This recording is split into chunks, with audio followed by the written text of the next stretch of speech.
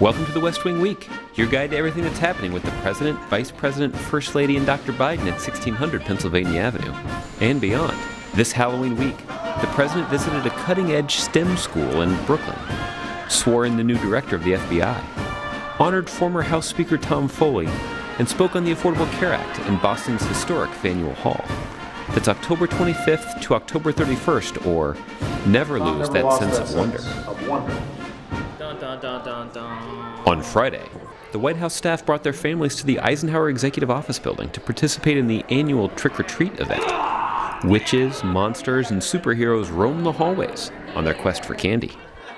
Meanwhile, the president made his way north to Brooklyn, New York, to visit students at P-Tech, a public high school that gives students the chance to earn an associate's degree in computers and engineering in just 6 years, all at no cost to the student. So if you don't mind, can you press the space bar for us? I sure can. The professors often tell us, like, you guys are a smart group of kids. Most of my college students can't even do this. Part of what excites us about this model is it's one of the best ways to reduce student loans. This country should be doing everything in our power to give more kids the chance to go to schools just like this one. We should be doing everything we can to put college within the reach of more young people. I want us to do everything we can to give every single young person the same kind of opportunity that this country gave me.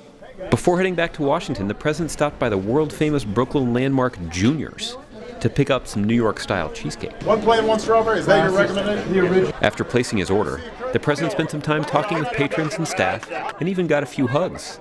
Please don't say no, I watch. How come you guys have such curly hair? You're like curly tops. Then, on a perfect golden autumn evening, the president left behind what some Brooklynites like to call America's fourth largest city, if it were treated as an independent city. Then, after a brief stop in Manhattan, headed home to Washington, D.C. On Monday, the president traveled to the FBI headquarters in Washington, D.C. for the swearing in of the new director, James Comey. After praising Mr. Comey's commitment and vision, the president spoke directly to the men and women of the FBI. Unfortunately, the resources allotted to that mission has been reduced by sequestration. Many of your colleagues put their lives on the line on a daily basis, all to serve and protect our fellow citizens. The least we can do is make sure you've got the resources for it and that your operations are not disrupted because of politics in this town. Later that day, the president discussed the Affordable Care Act and immigration reform with Jim Avila from Fusion Network, a new partnership between Univision and ABC that would launch later that night. On Tuesday, the president and vice president traveled to the United States Capitol, where they joined an august gathering in Statuary Hall. Current and former presidents and elected officials came in huge numbers for a memorial honoring former Speaker of the House and Ambassador Tom Foley of Spokane, Washington. Speaker Foley was a leader who believed in putting problem-solving ahead of politics and who committed himself to the hard work of finding common ground. When we're standing outside these magnificent buildings, we have that sense of wonder and that sense of hope. And sometimes, the longer you're here, the harder it is to hang on to that. And yet, Tom Foley never lost it. Never lost that sense of wonder, never lost the sense of gratitude.